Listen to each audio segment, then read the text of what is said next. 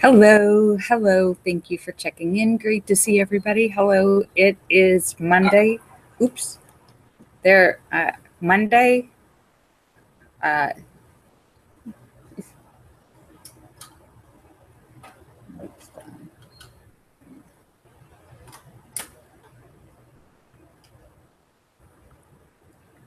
Monday, 9/11 memorial of 16 years ago.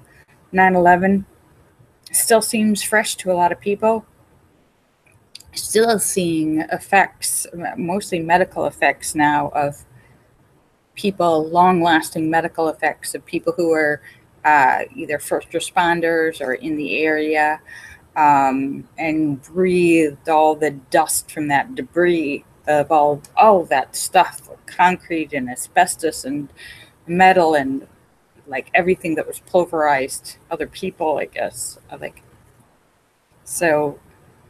So yeah. So today's Memorial Monday, and I know everybody here is probably I everybody here is probably like me.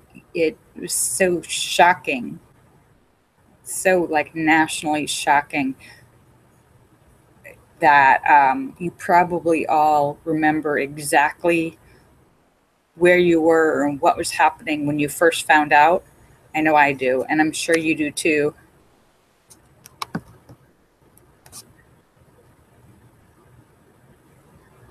Sue says she remembers she hid under her school desks because Sue was so young. She was still in school, elementary school, when that happened.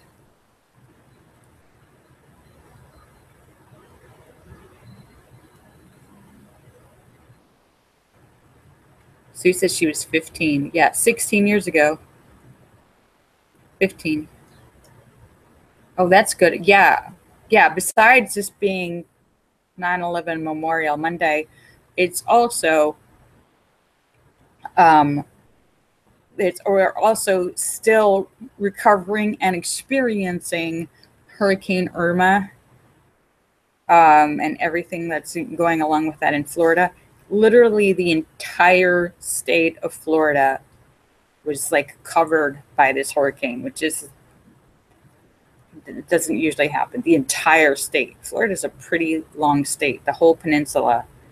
So yeah, last I read, like 6 million people were out of power, and many of those, yeah, like not just the town or city, but the entire state, and millions of people without power and water and flooding and all kinds of craziness. So hope everybody's doing okay there.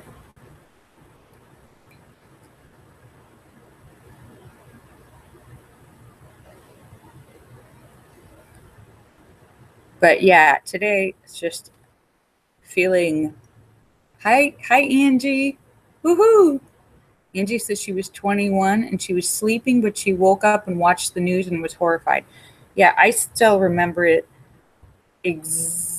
Still remember exactly, because it happened in New York. So here in LA, it. Um, I had a 9 a.m. doctor's appointment, and so that would have been 12 noon in New York. So it was already playing on the news, but um, I went to the doctor's. We didn't really know what was happening. I went to the doctor's appointment at 9 a.m. and like they had a TV on in the background in the office, but they didn't have the sound on. And I remember vividly seeing this picture of the towers. Well, actually, it was just pictures of smoke. And I think, well, I don't know about New York, but at that time, at least in that doctor's office, nobody realized that the towers were gone. I was like, oh, what's going on? And they're like, oh, I think an airplane hit the towers. And so we just thought there was a lot of smoke from the airplane and the fire. And I had my doctor's appointment, and then I went home and I was like, oh, let me check to see what's going on with that. And that's when I saw all the news and everything, and it like that the towers were gone. Just so crazy, like, and it's like mind-boggling to think about that. And seemed so impossible. How could that happen? Like, and I spent like, I know you all remember like that 24 hours of news nonstop. It was so like transfixed and nauseous. I spent an entire week in front of the TV eating licorice. Like I couldn't move, I couldn't go anywhere, I couldn't do anything. I was just like, it was.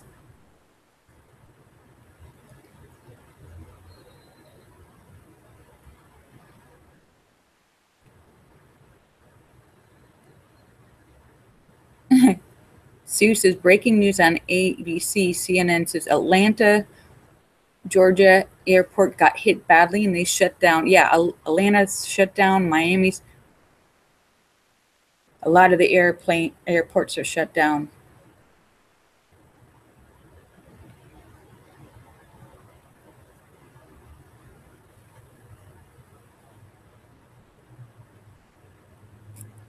Sturgis Guy says, why was the Texas Border Patrol vehicle in South Dakota?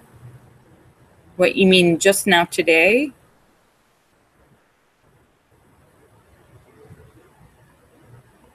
Oh, and Sue says she was terrified, and everyone in her high school was terrified because the initial reports that they were getting on the news about the airplane flying over Pennsylvania was that it was going to be hitting 3 Mile Island, the nuclear reactor site.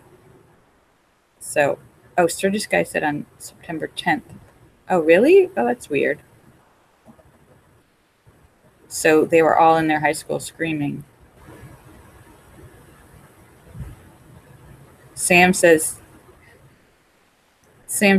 he's too senile to remember. I believe that. And Allura says she was 50 then and living in North Dakota. Yes. At that time, I think.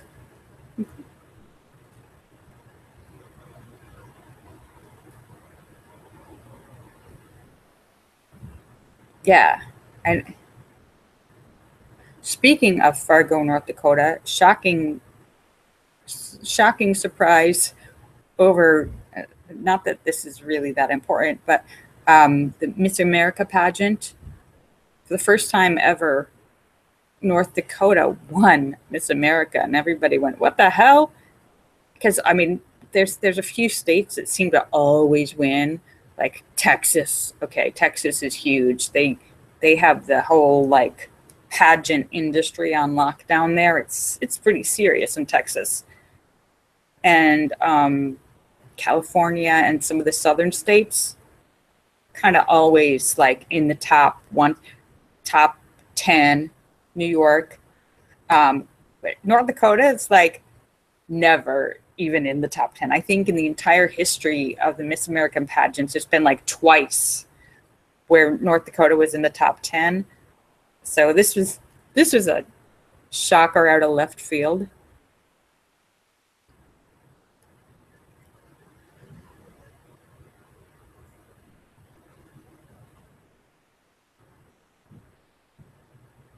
Hi, Nick Gold says, I never wrote in a paper 9/11 except for 2001 when I was in school.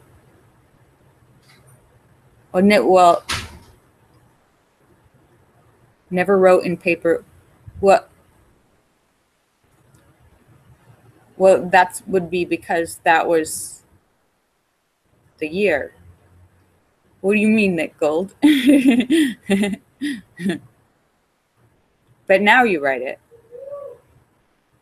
So congratulations to the shocking upset for the Miss America pageant. But more importantly, today, I think it's a good day for everybody to share their memories or kind of collective pain, not just national, but I think international. I don't think, I mean, there's been,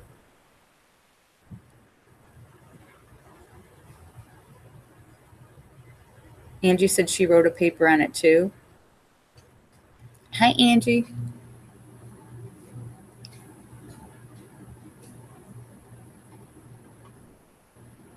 Linda says her story's kind of long.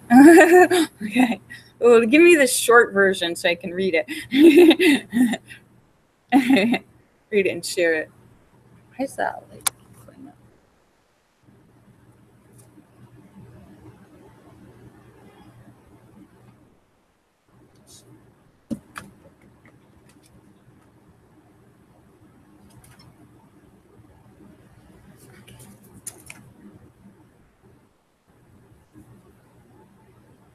Linda says at the time, "Hi Blair, thanks for checking in."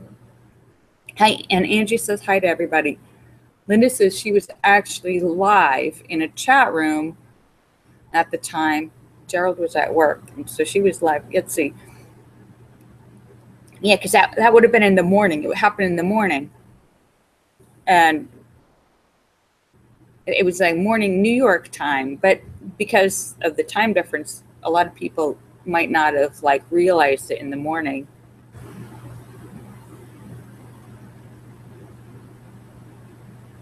Yeah, Allura, and in fact, Allura, 16 years ago, Allura was live in a chat room on 9/11, and she's been there ever since. She's never left.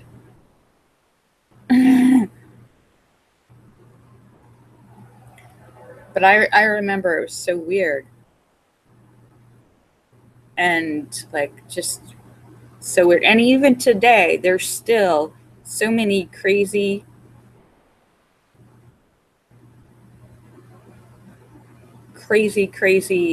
conspiracy theories that a lot of people believe, though they've been debunked. But there's lots of videos online and doctored pictures and all this crazy stuff that kind of fuels the continuation of those conspiracy theories. I actually saw over the weekend, Sam says, short version, he cried and went back to work. Oh, yeah. For anyone who was working that day, that must have been weird.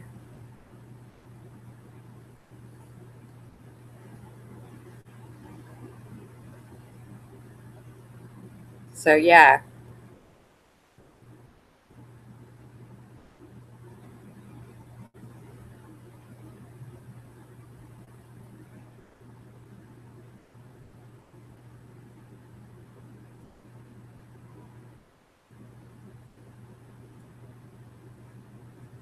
Sturgis Guy is one of those who believes it was a controlled demolition. Sturgis Guy believes the conspiracy theories. David Jones says his work put TVs in and around the building after that. Wing Doggy also believes it was a conspiracy theory. Is there anyone else who believes that? That it was a controlled demolition, that it wasn't actually the hijackers?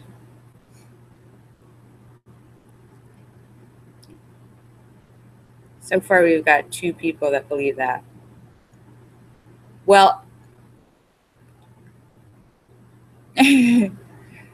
there's people who over in the past week with the Hurricane Harvey and Irma and all this, people who are saying that hurricanes were man-made by HARP. I mean, this is like straight out of like, I don't know, James Bond or some sort of like, like movie where like man is able to create these giant disaster scenarios for, I don't know, whatever purpose. But there's people that believe that all of these hurricanes were created and man-made. Those are the same people that also believe the false flag stuff that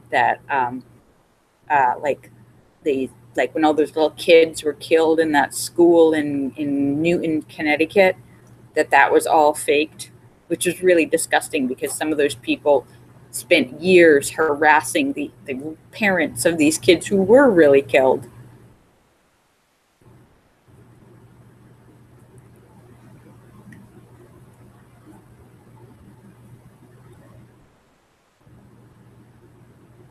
Sue says, yeah, Sue says some people said that the government made the hurricane.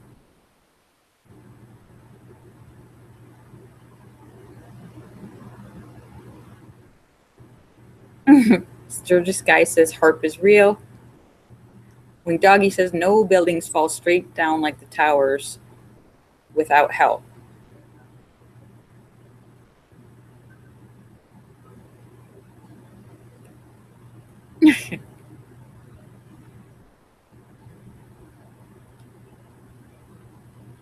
Well, I know where I saw I saw a video like proving all the science of it and disproving all of the rumors. I don't know if I can find it now. If I can, I'll try and tweet it.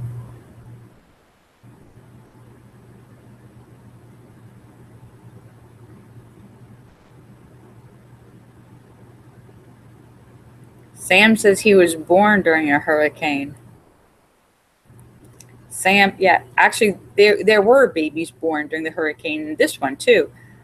And Sam's just, yeah, even back then, Sam, you just had the worst timing. Sam has suffered from bad timing ever since birth. Born in a hurricane.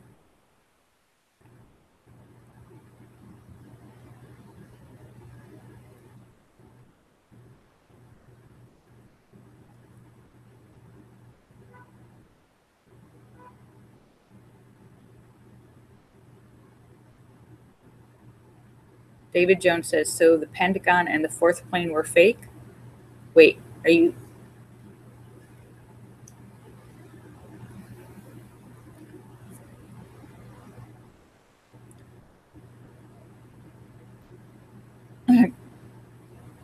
Wait, are you asking that to Sturgis Guy? Yeah. Does everyone else remember exactly what happened with 9/11? And all the kids like Sue's age that were elementary school or teenagers at the time, now they're all young adults. It was a weird time for a lot of kids.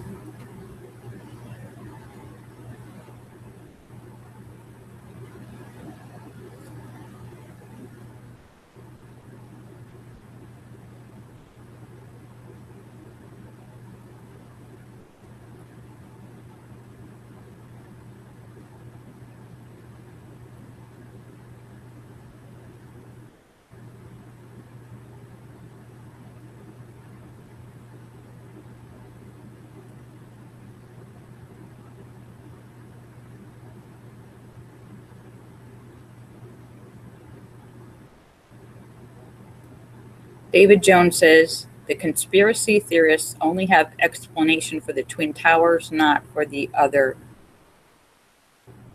plane conspiracies.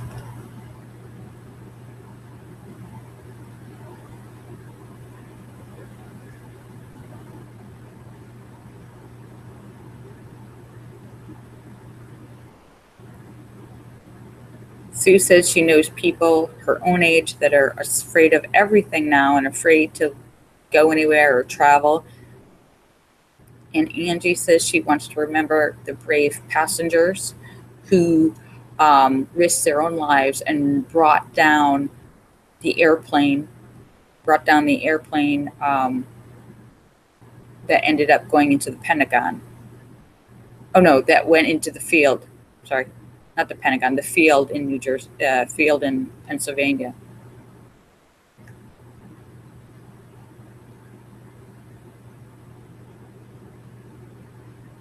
And Wing Doggy says it says he has videos of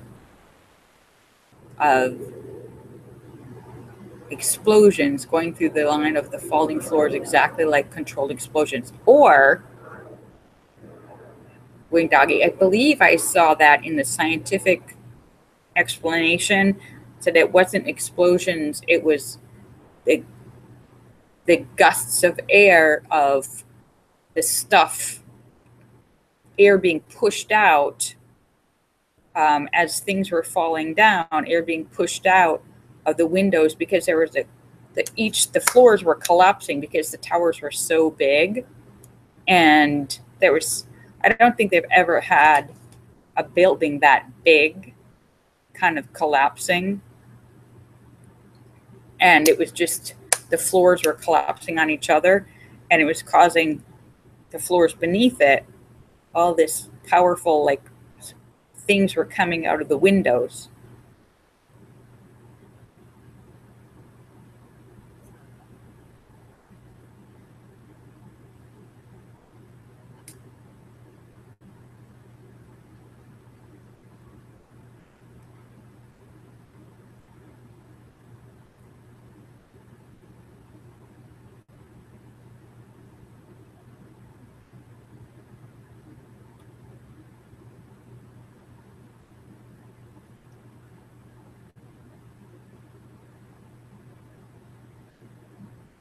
Yeah, and it was so much. I mean, pretty much the buildings are pretty much pulverized, the entire buildings, and um, Angie said she visited the memorial in New York, the 9/11 memorial that's there now, and she says it's mind-blowingly beautiful and sad. Yeah, I bet it is. Yeah, bodies were pulverized. I mean, they found pieces of bodies, like, just pulverized and blown out through the entire city, hands and pieces of, so pieces and they all of these pieces were like, some of them were like brought into, like, they had like collection sites where they were trying to like identify people, and some parts were never identified.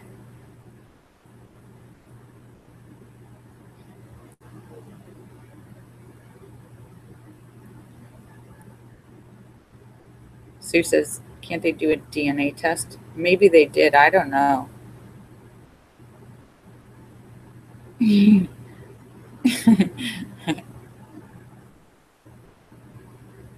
I don't know. In fact, does anyone know if they were able to?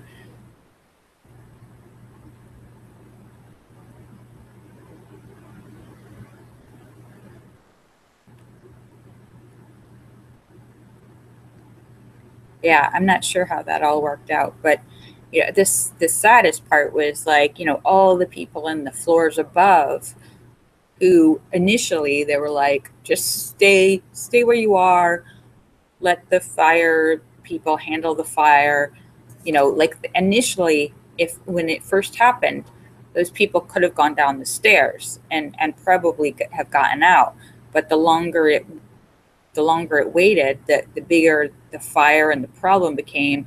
Because it took, what was it, like half an hour or so, 40 minutes from the initial hit before things started to fall.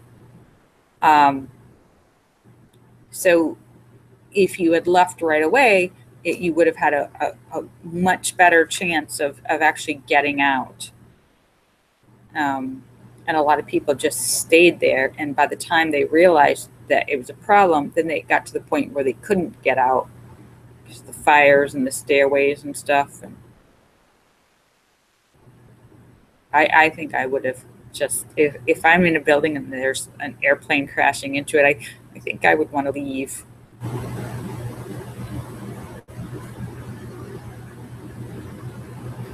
Yeah. Yeah. So everything was kind of pulverized. And I,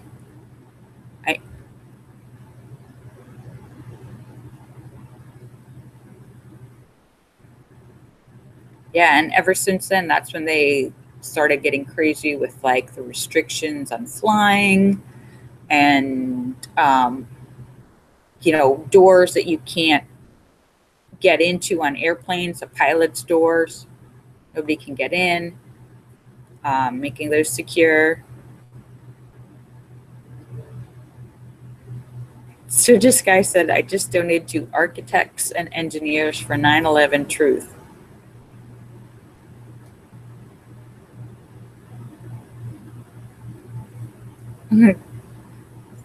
Yeah. So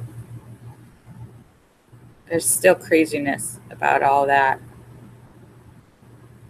And before, the previous thinking that people gave to like airline passengers regarding hijackers was like, just sit still and, because normally hijackers, they just want to get somewhere. So they're like, just sit still and don't confront them and everything will be okay because they want to go somewhere and land the plane. But that was before the like suicide bomber thing where the plane was the bomb. So people say, these guys just had box cutters, which is a box cutter is just a razor blade in a handle. It's not. It's barely a weapon. It's like,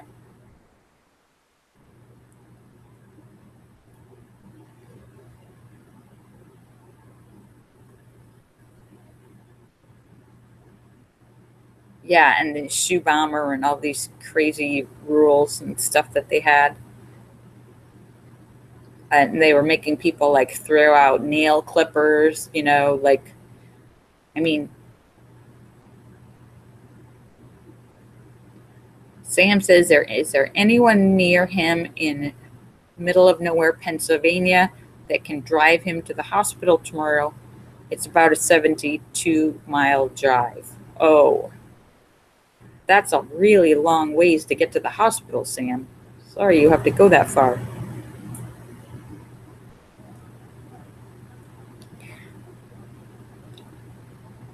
Yeah, they don't care about they there was an overreaction in the beginning, and I think they've calmed down a little bit, like, because I mean, if you want to get crazy, anything could be a weapon. I mean, your ballpoint pen could be a weapon if you're James Bond and trained to kill people with ballpoint pens or pencils or whatever. But um,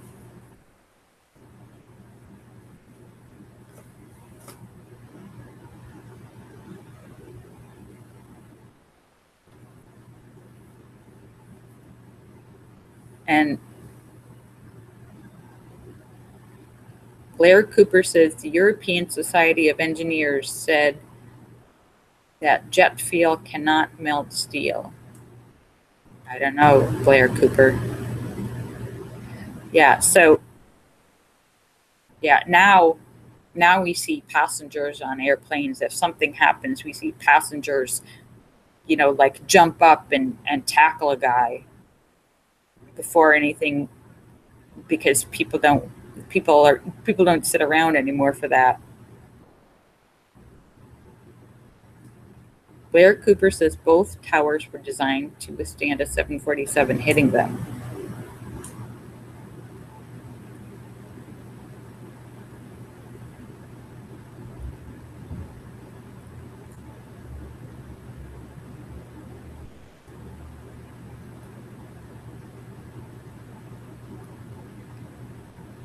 So, well, there's just still a lot of crazy theories.